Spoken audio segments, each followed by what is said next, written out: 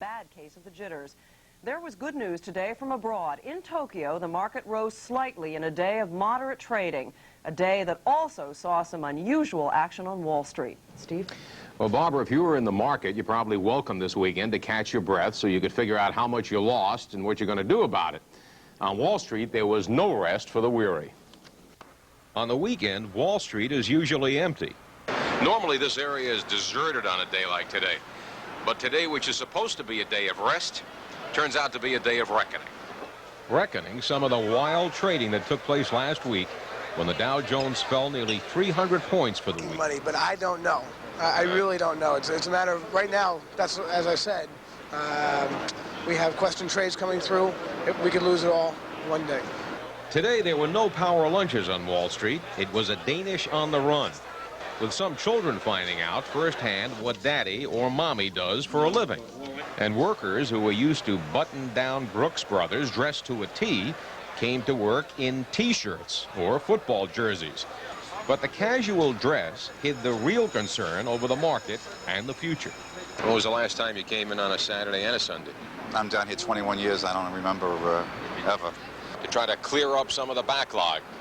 And some of the traders tell me even that won't be enough for this mess.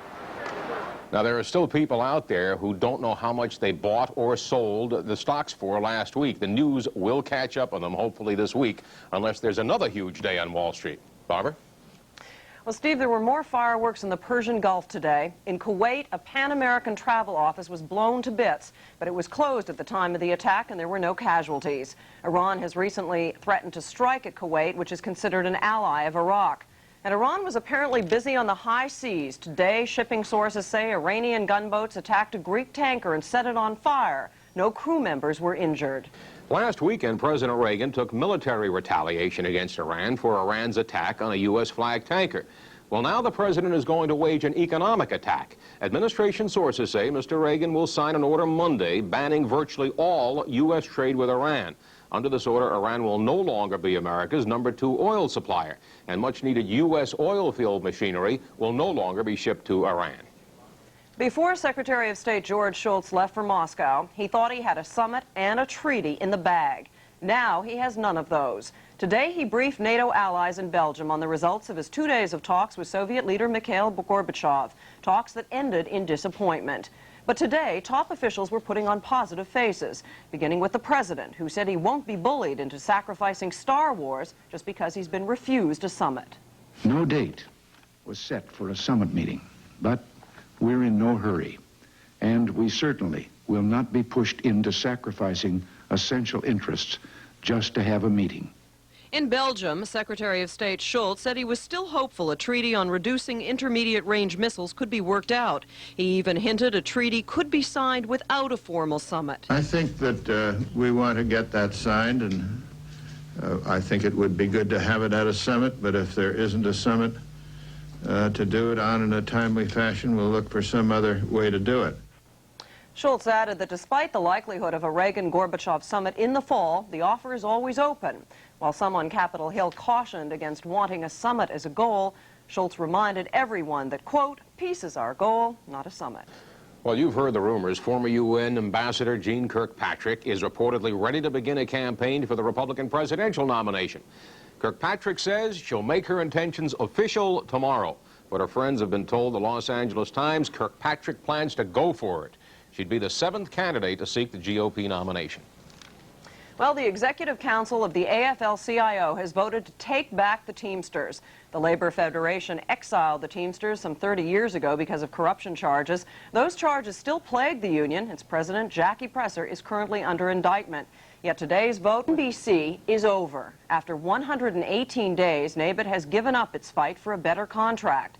Last week, most of the 2,800 striking producers, writers, and technicians voted to accept the network's contract offer. Today, 2 small holdout units voted again and joined the big majority. The new contract lets NBC hire more freelancers and work out of non-NBC stations on remote broadcasts. A drug that was supposed to help Alzheimer's patients is now being taken away from them. We'll have that story next. And a wolf pack terrorized a New York neighborhood last night. We'll have that story in a moment. If you talk to the people in the Murray Hill section of Manhattan, they'll tell you their neighborhood has been under attack, picked apart by a wolf pack, a gang of youths. Police say they've arrested the pack, as Lynn White reports. 26th to 28th Street between Madison and 5th Avenue is mostly commercial, but there are people who live here. Many of them now are angry with the recent chain of events terrorizing their neighborhood. There's muggings, bag snatchings, there's gang fights around here. Last night, another gang attack. 10 people were arrested. 4 passers-by were the victims. A band of about 35 youths was running through the street in the vicinity of 5th and Madison Avenue and 26th Street. They were mugging, robbing, and beating people as they went along. That kind of violence has been on the increase here. Shop owners blame it on the welfare hotels. The St. George and the Latham sit side by side on 28th Street. From the gentleman in the Oval House to the gentleman at Gracie Mansion, that they don't get together and do something about getting more housing for these people. Until that happens, these store owners fear they might have to do what this shop owner is forced to. I'm planning to move from here.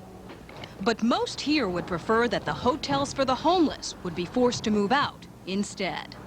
Lynn White, Fox News, Channel 5. Now, tonight, police report that some of the members of the gang who were arrested are already back out on the street after being booked. They face court appearances in the future. Police say they made a drug buy in a Times Square peep show this morning and then went back in to arrest the suspected dealer. They say the man pulled a gun on them. The cops fired first and the suspect was fatally wounded. Raymond Washington, described only as a man in his 20s, died at St. Clair's Hospital. Police later discovered the pistol Washington carried was a fake. New York City Police Commissioner Ben Ward is a man who does not keep his opinions to himself. Ward is called one of the highest-ranking officers in the New York business of making people feel healthy. That also includes feeding people when they're unable to bring home enough themselves. Today, the hospital handed out 75 tons of free food to the needy. Items included milk, butter, rice, honey, all in time for Thanksgiving. In the 3 years since the hospital has been donating the food, it's given out 2 million pounds to those who need it. Well, today, 6,000 people took home 20-pound bags of food, and the hospital will also distribute bags all day tomorrow from 8 a.m. to 6 p.m. Well, the start of tomorrow may be a little rough, but the weather should shape up by afternoon. And that's the word from Glenn. He's here next with a forecast for you.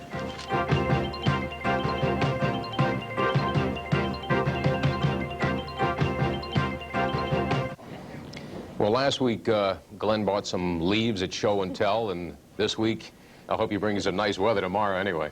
No, I don't think I will, but all that's left is some branches around some areas. If you haven't gotten a chance to go out and enjoy the leaves, tomorrow may be your last chance because they're dropping fast. And the temperature is not dropping fast. It is way up there. Today we got up to 66 degrees, the low temperature 48. No rain in the last 24 hours, and right now it is a mild 59 degrees. The humidity is high. The wind's out of the south at 10. That's why the temperature is so high, and the barometer is fairly high and holding steady. Across the area, we have the southerly winds and some increasing clouds, temperatures in the 50s to near 60 on Long Island, and even holding into the 50s from North Jersey because of those southerly winds, clouds coming in from the west, and there will be some showers around before daybreak. The satellite movie shows us a system coming in from the Midwest. This starts at 7 o'clock this morning and not exactly moving real fast toward us. You can see it's not moving straight through. There is some clearing back around Chicago and into Michigan, and maybe we'll get some of that tomorrow afternoon. But this is coming in slow, so it may be moving out slow later on during the day tomorrow. So at least we have some showers. Here's the front back through Cleveland. Lots of showers up here in western New York State and central Pennsylvania. A couple of showers developing in eastern Pennsylvania. It's all moving to the east, so the showers should be here by daybreak. And then finally tomorrow afternoon, the front comes through and high pressure comes in.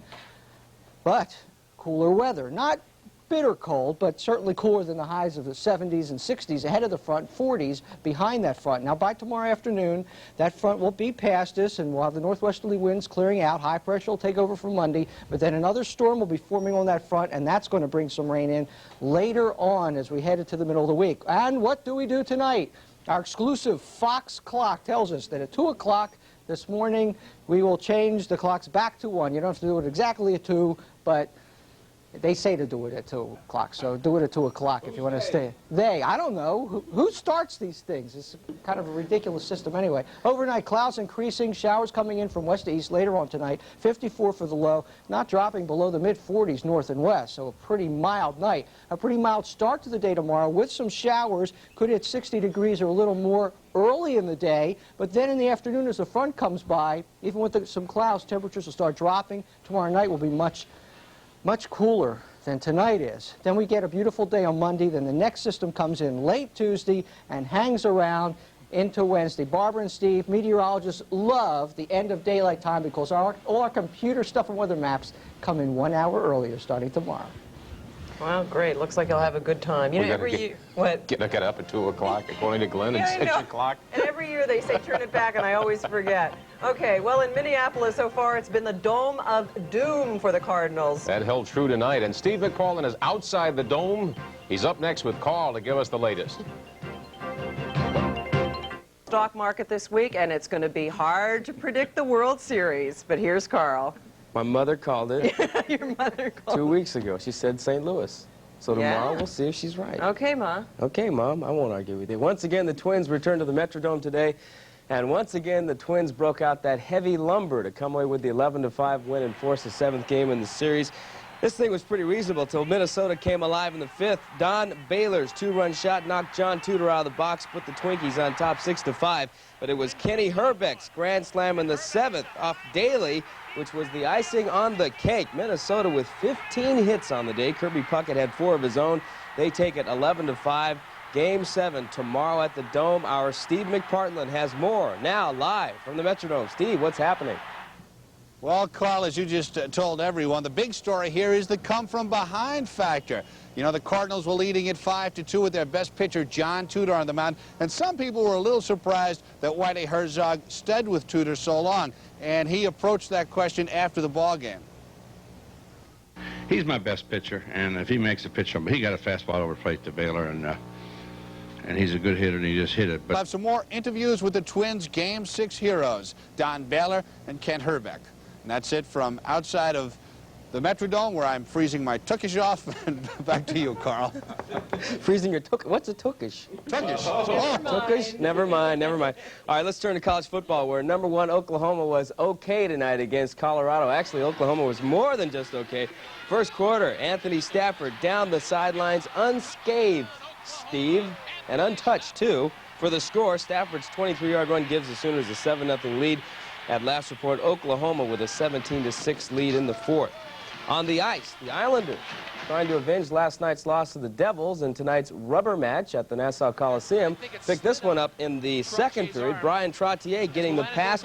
Watch the slow-motion backhand. And Bill, what a lineup tonight, huh?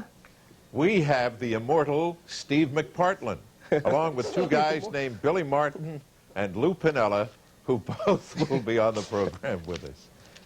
Okay, thanks a lot, Bill. That's going to do it in sports, and we'll get Steve to warm up his tuckish or whatever before he comes back. Later, Carl. Okay. Last and least, an indelicate story from our neighbors in Trenton, New Jersey. The police swear this one is true. 22-year-old Darren Sanders was arrested with his friend after a policeman noticed he smelled bad. The policeman took Saunders back to a home that had been broken into and noticed that the stuff on Saunders' shoe matched stuff left outside the home by a dog. In fact, the police took a plaster cast of the shoe imprint in the stuff in case the case goes to court. The owners of the home that was broken into does not own a dog, and in the past has complained about the dog's visit to her yard. And now she says she thinks the dog is wonderful. She says she's thinking of lining the whole place with the stuff. Watch your ad-libs. Forget it. I won't even touch it. That's our report for tonight. Thank you very much for watching. I'm Barbara Laskin. I'm Steve Powers. Have a good evening. We'll see you tomorrow night. Good night.